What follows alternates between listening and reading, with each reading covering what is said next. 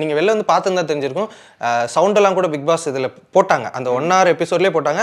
I think they are literally kissing each other அப்படின்ற மாதிரி. I think but I don't know. எனக்கு அதான் நான் கண்ணுக்கு தெரியாதனால ஐ கான்ட் கமெண்ட் இதுதான் பண்ணாங்க அப்படின்னு என்னால் சொல்ல முடியாது. பட் அப்படிதான் எனக்கும் தெரிஞ்சது நான் வெளியே வந்து பார்க்கும்போது.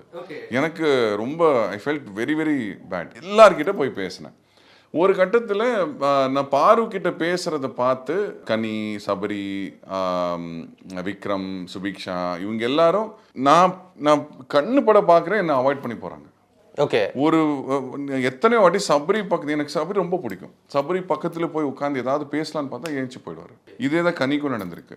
இதே தான் வந்து விக்ரம் பக்கத்தில் போய் உட்காந்து நான் ஏதாவது பேசுகிறேன், அவர் வந்து 2 வார்த்தை சொல்லுவார். அதுக்கப்புறம் அவர் ஒரு லோகத்துக்கு போயிடுவார். அவர் ஏதோ ஒரு வேற லோகத்துக்கு போயிடுவார். ஸோ அந்த மாதிரி நடந்திருக்கு.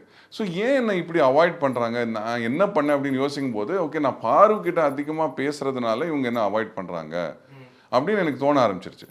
பட் அதனால நான் வந்து எதுக்கு பாரு கிட்ட பேசாமல் இருக்கணும்?